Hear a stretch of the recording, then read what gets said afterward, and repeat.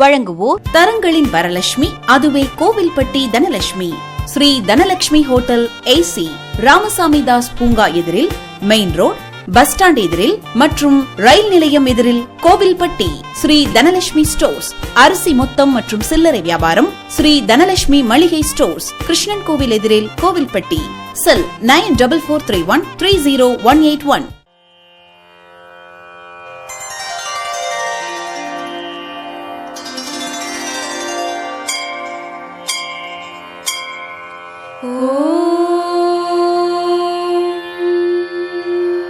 திருநின்ற செம்மையே செம்மையா கொண்ட திருநாவுக்கரசு பெருமான் அருளி செய்த பதிகங்களுள் தலையாயதாக அமைந்திருப்பது சொற்றுணை வேதியன் என்று தொடங்குகின்ற நமச்சிவாய பதிகம்.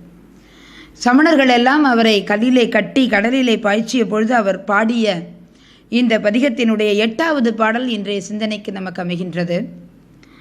விளக்கு என்கின்ற வகையிலே நமக்கு அழகான கருத்தை எடுத்து சொல்கின்ற பாடல். ஒரு வீட்டிலே விளக்கு ஏற்றி வைத்தோமானால் அங்கே இருக்கின்ற புற இருளானது நீங்கி அந்த வீட்டுக்கு அழகு வரும். இல்லாக விளக்கது இருள் கெடுப்பது.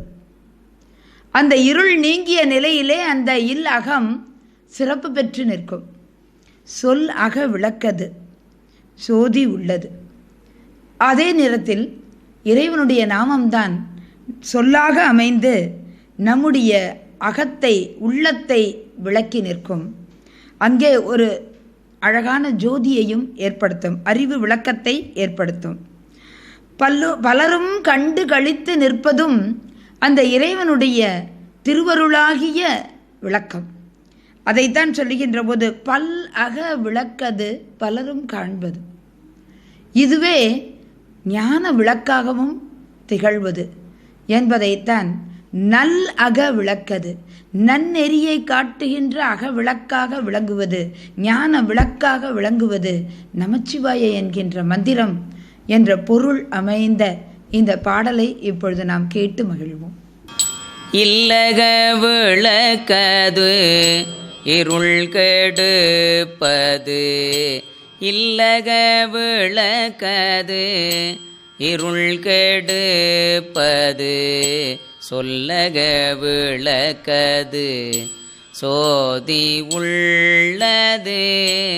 இல்லக விளக்கது இருள் கெடுப்பது, சொல்லக விளக்கது சோதி உள்ளது.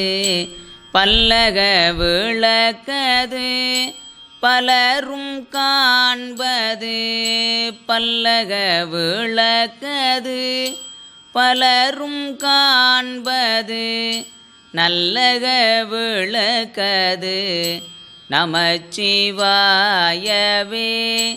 நல்லக விளக்கது நமச்சிவாயவே.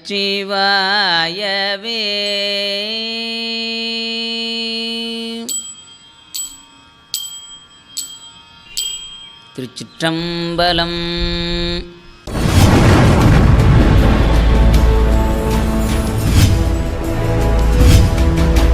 நீங்கள் பார்த்துக் கொண்டிருப்பது உங்கள் கதிர் டிவி.